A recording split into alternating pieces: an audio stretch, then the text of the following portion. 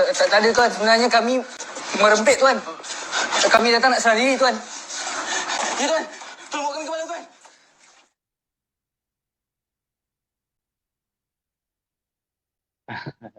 Baik. Astaghfirullahalazim, astaghfirullahalazim, astaghfirullahalazim. Assalamualaikum warahmatullahi wabarakatuh. A'udzu billahi minasyaitonir rajim. Bismillahirrahmanirrahim. Alhamdulillahi rabbil alamin. Wassalatu wassalamu ala asyrafil anbiya'i wal mursalin wa ala alihi wa sahbihi ajma'in. Subhanaka la ilma lana illa ma 'allamtana innaka antal alimul hakim. Rabbi shrah li sadri wa yassir li amri wahlul 'uqdatam min lisani yafqahu qawli. ولا حول ولا قوة إلا بالله العلي العظيم أما بعد قال الله تعالى في كتابه الكريم أعوذ بالله من الشيطان الرجيم وتعاونوا على البر والتقوى ولا تعاونوا على الإثم والعدوان إلى آخر آية صدق الله العظيم. Alhamdulillah, terima kasih sekali lagi kepada sahabat saya Zaimah selaku pengacara pada pagi yang penuh barakah ini dan juga seluruh tim yang ada di belakang sana. Mudah-mudahan Allah Subhanahu Wa Taala memberkati kita semua dan seluruh penonton yang ada, sahabat-sahabat kita yang ada dalam live kita pada pagi yang penuh barakah ini. Semoga Allah Subhanahu Wa Taala juga merahmati kita semua dan alhamdulillah Allah Subhanahu Wa Taala mengizinkan kita sekali lagi untuk sama-sama berada di dalam bulan Ramadan yang mulia ini, yang saya kira kita ternanti-nantikan bulan ini tiba. Yang kita doa pada Allah Subhanahu Wa Taala sejak daripada bulan Rajab yang dahulu. Allahumma barik lana fi Rajab wa Sya'ban wa balighna Ramadan. Ya Allah, sampaikanlah, ya Allah berkatilah kami dalam bulan Rajab dan berkatilah kami dalam bulan Sya'ban dan sampaikanlah kami ke dalam bulan Ramadan. Hari ini Allah Subhanahu Wa Taala memakbulkan doa kita dan alhamdulillah Allah bagi kita keizinan untuk sama-sama berada dalam bulan Ramadan al-Mubarak yang mulia ini. Ada orang yang mungkin dia tak tahu dan mungkin dia tak sedar dan mungkin dia tak rasa ataupun kita katakan sebagai keseronokan Ramadan yang ada pada bulan ini. Sebab kadang-kadang dia tak appreciate Ramadan yang ada. Sebelum saya nak sentuh dengan topik yang Zaimah berikan tadi, memudahkan urusan orang lain, sebagaimana video klip yang saya tergelak tadi pasal tengok dia punya video klip tadi tu. Bukan video klip apa, sikit scene masuk terus dalam truk polis tu. Maksud dia nak mudahkan urusan polis tu, tak payahlah tangkap. Tak payah tangkap susah-susah payah-payah. Kami masuk tu dalam truk tu senang. Itu maksud dia, memudahkan urusan lain. Memudahkan urusan orang lain. Tapi yang kita nak bincang pada pagi ini berkaitan dengan memudahkan urusan orang lain, berkaitan dengan orang-orang yang ada di sekeliling kita. Tapi sebelum tu saya nak sebut tentang Ramadan yang kita tengah lalui hari ini. Ada orang yang kadang dia tak tahu, yang dia tak tahu bagaimana cara untuk nak menguruskan diri dia dalam bulan Ramadan. Dan dia tak tahu apa ada kelebihan dalam bulan Ramadan. Sebab apa? Sebab dia anggap bahawa Ramadan ini sama macam Ramadan seperti bulan-bulan yang lain. Dan kita kena tahu bahawa hari ini Allah Subhanahu Wa Taala masukkan kita dalam bulan Ramadan. Ini rezeki. Ada orang yang Ramadan terakhir dia tak tahu pun tahun lepas adalah Ramadan terakhir. Mungkin ada orang yang seminggu sebelum Ramadan Allah ambil nyawa. Ada orang yang 3 hari sebelum Ramadan meninggal dunia. Ada orang yang esok nak Ramadan, hari ini meninggal dunia. Ada juga. Sebab itu kita katakan bahawa hari ini Allah Subhanahu Wa Taala beri kita peluang sekali lagi. Allah jejakkan kita, kaki kita ke dalam bulan Ramadan tahun ini semata-mata untuk nak memberikan peluang pada kita. Mungkin ini Ramadan terakhir buat kita. Mungkin inilah satu-satunya amalan yang mungkin Allah nak buat dan nak bagi kita buat supaya kita buat paling the best, paling terbaik. Dan mungkin inilah Ramadan yang Allah Subhanahu Wa Taala nak menerima semua taubat kita, dosa-dosa yang kita buat dahulu Allah hapuskan. Mungkin inilah peluang dia, hanya sekali saja. Dan kita pun tak tahu kita dapat berjaya menempuhi Ramadan ini sehingga habis ataupun tidak. Tetapi alhamdulillah Allah berikan kita peluang sekali lagi untuk berada dalam bulan Ramadan tahun ini pun satu nikmat dan anugerah yang sangat besar yang Allah berikan kepada kita, maka gunakan sehabis-habis yang mungkin. Dan mungkin ini kalau Ramadan yang terakhir buat kita. Jadi kalau Ramadan ini sebagai Ramadan yang terakhir, yang paling terbaik, yang paling the best yang pernah kita lakukan. Dan kita mohon pada Allah Subhanahu Wa Taala agar janganlah Allah ambil nyawa kita selagi mana Allah tidak mengampunkan dan menerima taubat kita, supaya kita datang kepada Allah dalam keadaan suci bersih, insya-Allah. Amin. Allahumma amin, insya-Allah. Baik, balik pada topik sebab saya diberi masa sikit saja, sekejap saja. Kan dalam beberapa minit. Tak apa. sekadar perkongsian untuk kita pada pagi ni santai-santai. Kita pun tak nak uh, terlalu stres. Ada yang, yelah pukul 11 pun kadang dah lapar. So, kadang-kadang orang yang tak sahur pagi tadi, mungkin kali mungkin sahur dia mungkin Maggi saja. Itu pun tak tahu kan. Mungkin kadang dia sahur minum air saja atau kurma saja. Jadi mungkin tak larat. Pagi pukul 11 dah bunyi kuruk-krek dah perut kan. Kita tak larat nak dengar kuliah. Kita ringkaskan supaya kita dapat manfaat daripada apa yang kita nak sampaikan pada hari. Topik kita berkaitan dengan memudahkan urusan orang lain. Memudahkan urusan orang lain ini, subhanallah, rupanya Nabi SAW pernah sebutkan dalam satu hadis Nabi SAW. Saya baca hadis ini saja untuk kita fahamkan kita punya topik kita. Itu memudahkan urusan orang lain. Nabi SAW pernah sebutkan an Abi Hurairah radhiyallahu anhu, daripada Abu Hurairah radhiyallahu anhu. Abu Hurairah ni satu orang sahabat Nabi yang banyak meriwayatkan hadis Nabi SAW. Abu Hurairah ni dia bukan orang Madinah. Dia bukan orang Mekah. Dia ni orang Yaman. Jadi dia ni masuk Islam lambat. Nama dia pun bukan Abu Hurairah, nama dia Abdul Rahman bin Sakhrin. Abdul Rahman bin Sakhrin itu nama masuk Islam. Nama sebelum Islam dia Abdul Syams. Abdul Syams ni maksudnya hamba kepada matahari. Tapi bila dia masuk Islam, maka Nabi tukarkan nama dia kepada Abdul Rahman, hamba kepada Ar-Rahman, hamba kepada Yang Maha Pemurah. Kan? Jadi bila mana dia seronok dengan kucing, dia ni suka benda kucing, kucing kecil. Hurairah dia panggil. Maka Nabi dapat tahu dia ni suka dengan kucing, maka Nabi gelarkan dia sebagai Abu Hurairah. Dan melekat terus nama dia. Setiap daripada hadis Nabi semuanya an Abi Hurairah, an Abi Hurairah, semua Abu Hurairah. Tak ada Abdul Rahman bin Sakhrin, tak ada lagi dah. Sebab nama popular dia adalah Abu Hurairah. Dan sebab itu Abu Hurairah ini walaupun dia masuk Islam lambat. Dia masuk Islam tahun 7 Hijrah. Tetapi dia paling banyak meriwayatkan hadis Nabi SAW, 5,374 hadis. Top 1. Paling pertama, first class ataupun first. Paling tinggi sekali dia lah yang paling banyak meriwayatkan hadis. Selain daripada Aisyah, Anas bin Malik, dia antara yang paling tinggi sekali meriwayatkan hadis Nabi. Antara hadis yang paling masyhur yang dia meriwayatkan hadis adalah hadis ini, yang mana kata Abu Hurairah radhiyallahu anhu anin Nabi sallallahu alaihi wasallam, daripada Nabi sallallahu alaihi wasallam, man nafasa an mu'min kurbatan min kurbat dunya, nafasallahu anhu kurbatan min qurabil yaumil qiyam. Hadis ni panjang, tapi tak apa, saya ambil sikit-sikit supaya kita tengok dengan topik, supaya kita relate dengan kita punya topik hari ini. Mana kata Nabi SAW, sesiapa yang menghilangkan, nafasa artinya menghilangkan ataupun meringankan, itulah daripada satu orang mukmin itu korbatan, satu perkara yang berat ataupun kesulitan. Korbatan ni maksudnya satu benda yang susah. Sesiapa yang memudahkan ataupun sesiapa yang meringankan seseorang bebanan daripada seseorang mukmin itu, daripada bebanan dunia yang Allah Subhanahu Wa Taala berikan kepada. Contohnya Zat, contohnya mungkin ada orang yang dalam keadaan susah, kita bagi makan pada dia. Itu maksudnya satu benda yang kita lepaskan dia daripada satu kesulitan. Pasal apa? Pasal dia dalam keadaan yang susah. Dia dalam keadaan yang tidak mampu untuk nak menguruskan diri dia. Itu panggil sebagai korbatan min korabid dunia. Satu kesusahan, satu kesulitan yang Allah Subhanahu Wa Taala berikan dalam dunia. Mana mungkin bukan saja boleh kita relatekan dengan makanan. Apa sajalah, mungkin dalam keadaan dia terjatuh dalam longkang. Boleh juga. Ataupun mungkin macam video klip tadi, atau bukan video klip, ataupun scene tadi. Dia memudahkan urusan polis tu untuk masuk terus dalam terak. Tak payah digari-gari. Tak payah gari-gari tu masuk je dalam terak tu. Semua senang. Pasal apa? Pasal memudahkan urusan orang lain. Boleh masuk juga, tapi janganlah buat benda tu. Sebab benda tu merosakkan image Islam kan. Maknanya dalam keadaan merempit, membuat perkara-perkara dosa dan maksiat. Itu benda yang dilarang dalam agama. Tetapi apa yang saya nak relatekan ataupun saya nak bagi tahu pada tuan-tuan pada pagi ini, bahawa dalam keadaan kita ada orang yang mungkin susah di keliling kita. Saya ingat mungkin sahabat-sahabat kita yang sedang menonton pada pagi yang penuh barakah ini. Di PKP 1 dulu, saya kira ramai orang buat benda ni. Apa dia? Berkongsi makanan sesama mereka. Betul kan? Kalau orang yang duduk dekat apartmen tu, setiap level tu dapat rasa makanan. Mana setiap level tu dapat rasa makanan dia yang dia buat. Sebab benda tu tak ada kerja kan. Benda tu kerja pun tak ada.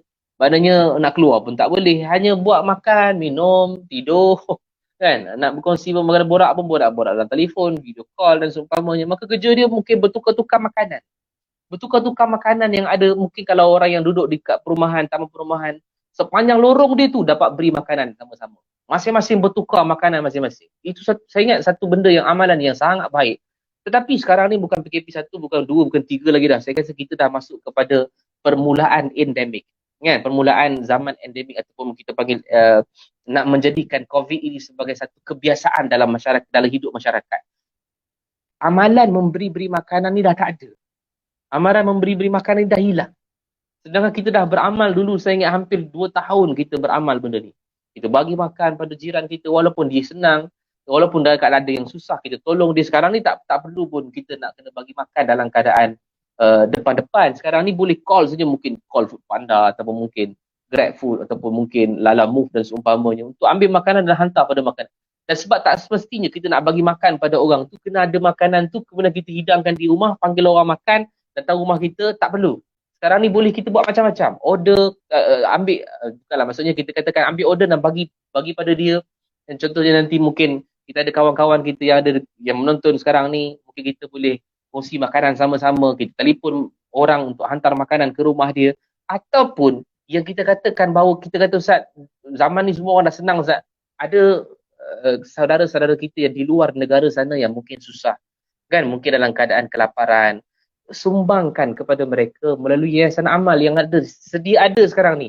Zaimah sebut tadi dah, kita dah memudahkan urusan lain. Boleh scan saja QR code dekat sebelah sini, dekat sebelah kiri saya ni.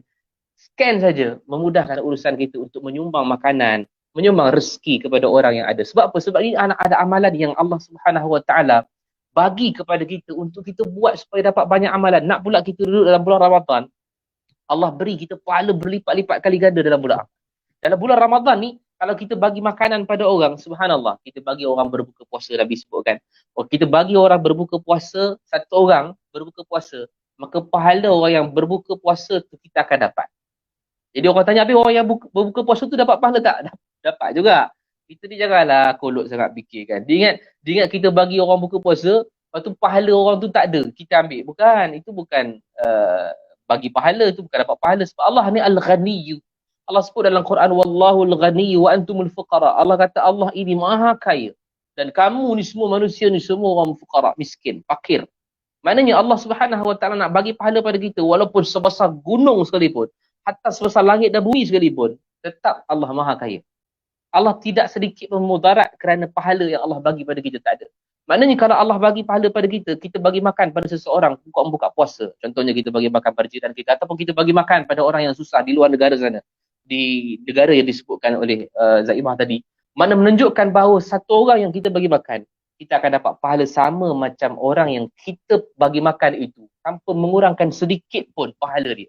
Dia dapat pahala dia. Kita yang berpuasa dapat pahala kita. Kita yang bagi makan dapat pahala orang yang bagi makan juga kalau seorang. Kalau 2 orang, 2 pahala tu kita dapat. Kalau 3 orang, 3 pahala tu kita dapat. Kalau satu kampung kita bagi, mana pahala kita dapat satu kampung itu kepada subhanallah, besarnya pahala yang Allah Subhanahu Wa Taala bagi.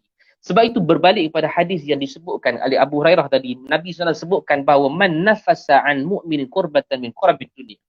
Siapa yang melepaskan ataupun meringankan sesuatu kesusahan orang-orang mukmin yang Allah Subhanahu Wa Taala sempitkan dia dalam dunia, kata Nabi SAW, nafasallahu anhu qurbatan min qurbi yaumil qiyamah. Allah akan memudahkan pula urusan dia, meringankan pula urusan dia besok. Bila? Ketika mana? Di hari akhirat besok. Dan saya kira kita ni dalam dunia susah ni pun sebenarnya satu benda yang kita katakan sebagai nak kesenangan. Di hari akhirat besok, ada satu level yang sangat susah yang tidak ada penolong lagi. Melainkan Allah Subhanahu Wa Taala berikan syafaat kepada dia. Melainkan apa amalan yang kita lakukan dalam dunia dahulu, Allah Subhanahu Wa Taala berikan kepada kita. Seperti peluang-peluang yang ini membantu orang lain ketika mana dalam dunia, Allah membantu pula dia ketika di hari akhirat besok. Ini tetamu VVIP.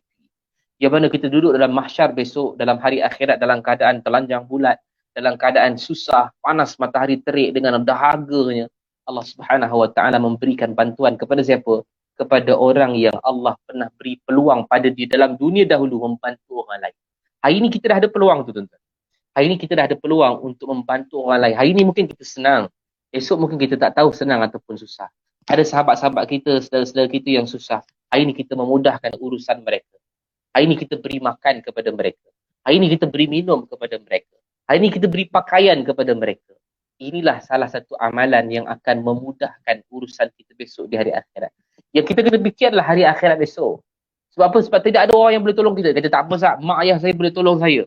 Dia kata anak-anak saya boleh tolong saya. No, tidak ada. Kata Allah, yauma yafirrul mar'u min akhi wa ummihi wa abi wa sahibatihi wa bani likulli imri'in minhum yauma idzin sya'nu yughni. Kata Allah, pada hari itu manusia lari daripada saudara. Manusia ni dalam keadaan ketika dia yaumul mahsyar besok. Dia tengok saudara dia, dia lari. Lari pada mak dan ayah dia. Lari pada isteri dan anak-anak dia. Lari pada semua kawan-kawan dia. Kata Allah likulli imri'in minhum yawma idzin sya'nu yughni. Dan manusia pada hari itu disibuk dengan urusan dia masing-masing. Subhanallah. Sebab tu saya nak sebutkan bahawa apa? Bahawa kita ini adalah dalam keadaan Allah bagi peluang. Hari ini kita ada kekayaan. Hari ini kita ada kemewahan. Hari ini kita ada mungkin kesenangan sedikit. Bantulah orang yang ada di keliling kita yang susah. Kerana orang yang melepaskan seseorang yang susah ini di dunia, Allah memudahkan besok di hari akhirat kesusahan itu. Allah bagi kesenangan pada dia. Dan inilah yang Allah Subhanahu Wa Taala sebutkan dalam Quran di awal mukadimah yang saya sebutkan tadi. Wa ta'awanu 'alal birri wat taqwa wa la ta'awanu 'alal ismi wal 'udwan. Kata Allah, menolong-nolonglah, memberilah bantuan, bertolong-tolonglah dalam kebaikan dan takwa, kata Allah Subhanahu Wa Taala. Dan jangan kamu tolong menolong orang-orang yang buat dosa dan maksiat. Sebab tu kita ada kekuatan untuk membantu orang buat kebaikan. Kita ada kekuatan untuk membantu orang buat kesenangan. Maka buatlah, bantulah selagi masa hayat kita dalam dunia ini masih lagi ada. Sebab ini adalah perintah Nabi SAW. Kita tengok bagaimana Nabi SAW bila masuk ke Madinah. Ketika mana Nabi masuk saja ke Madinah, kata Abdullah bin Salam, Nabi menuturkan satu kalimah yang mencairkan hati aku. Kata Nabi, ayuhan nas, wahai manusia, afshus salam, wa at'imu ta'am, wasilul arham, wasallu bil laili wan nasu niyam, tadkhulul jannata bisalam. Kata Nabi SAW, wahai manusia, sebarkanlah salam, berilah makanan, ni poin kita, sambungkan silaturahim, dan solat malam ketika mana manusia sedang tidur, maka kamu akan masuk syurga dalam keadaan sejahtera. Subhanallah, Nabi suruh buat benda 4 perkara ni pasal apa? Pasal inilah yang membantu untuk menghubungkan hubungan sesama manusia menjadi akrab dan lebih baik. Antara yang paling utama adalah wa'atimu ta'am, berilah makan. Kepada siapa? Kepada orang yang memerlukan bantuan. Sebab itu Nabi SAW, saya nak bawakan satu hadis last yang terakhir. Sebab saya rasa masa dah cukup. Saya nak sebutkan bila mana kata Nabi SAW ketika mana zaman dia hidup di Madinah pada ketika itu, ada satu orang lelaki datang jumpa Rasulullah. Dia kata, ya Rasulullah, dia kata aku belum makan lagi Rasulullah. Aku tak makan lagi daripada pagi. Mana boleh tak berikan aku makan? Maknanya Nabi SAW ni diberi tumpu ataupun orang menumpu pada Nabi SAW ketika mana ada masalah. Sebab Nabi ni dia ada satu spot tempat tumpuan. Apa saja problem, apa saja masalah, orang tumpu pada dia. Sebab Nabi ni Rasul, Nabi dan Rasul. Maka orang akan refer pada Nabi. Jadi bila mana ada masalah, orang akan refer pada Nabi. Bila ada sesuatu hukum, orang refer pada Nabi. Termasuklah orang yang tak makan lagi ni. Dia kata, ya Rasulullah, aku tak makan lagi Rasulullah. Ada tak apa-apa makanan yang kau nak boleh berikan aku makan? Nabi kata, aku pun tak ada makanan. Ya Allah. Terbayangkan bagaimana Nabi SAW dalam keadaan hidupnya tidak ada makanan di rumah. Sedangkan Nabi ni seorang Nabi dan Rasul. Kalau kata Nabi dan Rasul ni, maksudnya pangkatnya lebih besar daripada menteri, semualah daripada presiden.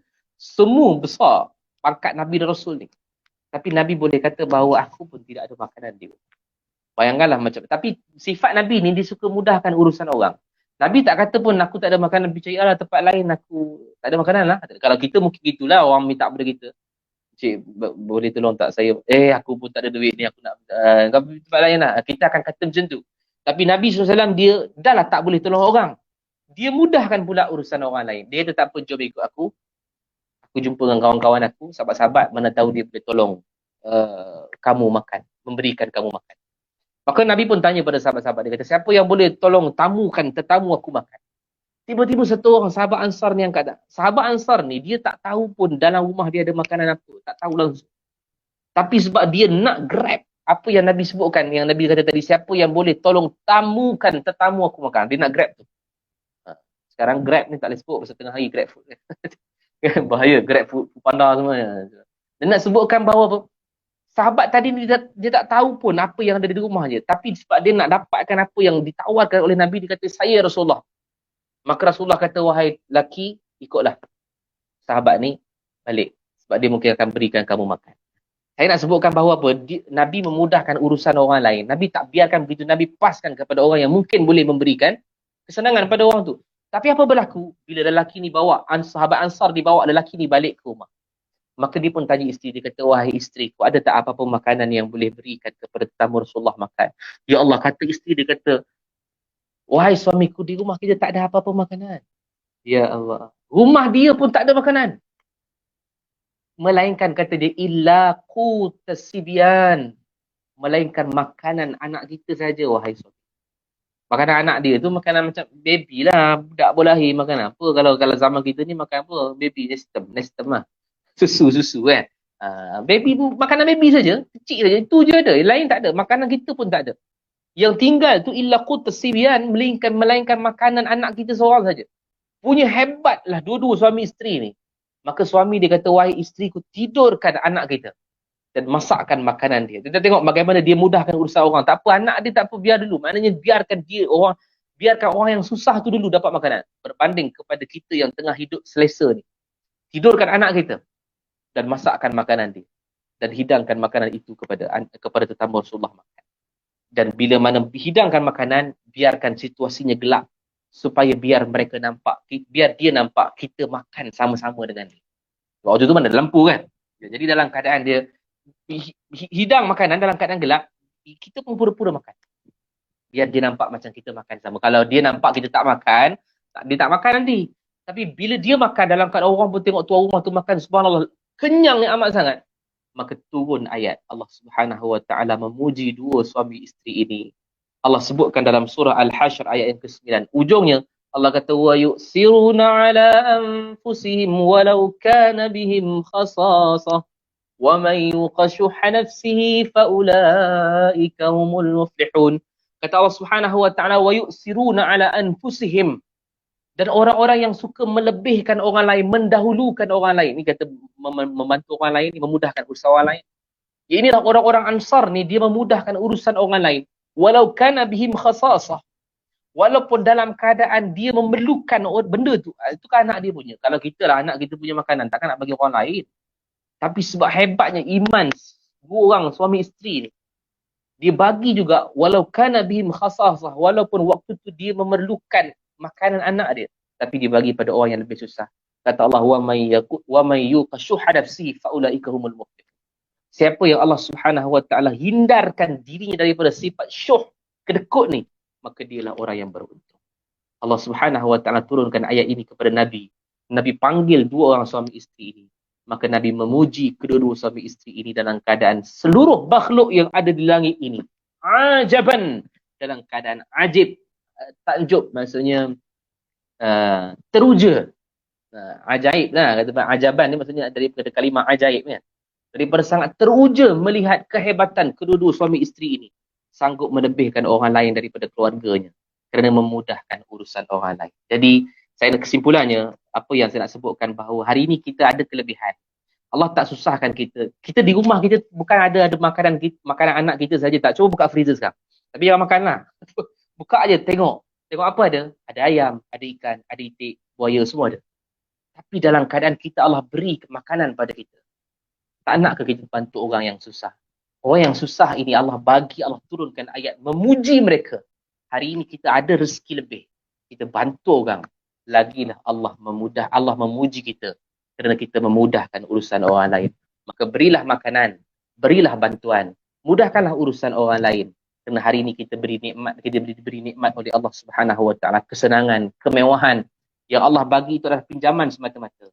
Maka berilah bantuan itu kepada orang lain. Berilah makanan, berilah kemewahan, kesenangan pula pada orang lain supaya mudah-mudahan kita dimudahkan dan disenangkan oleh Allah Subhanahu Wa Taala di dalam akhirat besok.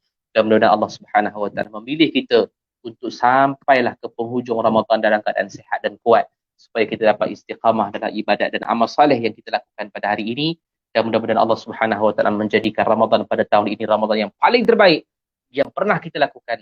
Dan mudah-mudahan Allah himpunkan kita semua yang sedang menonton, pengacara dan kru-kru sahabat-sahabat kita yang ada di belakang tabir hari ini dan semua penonton yang melihat sama ada live ataupun ulangan selepas daripada ini.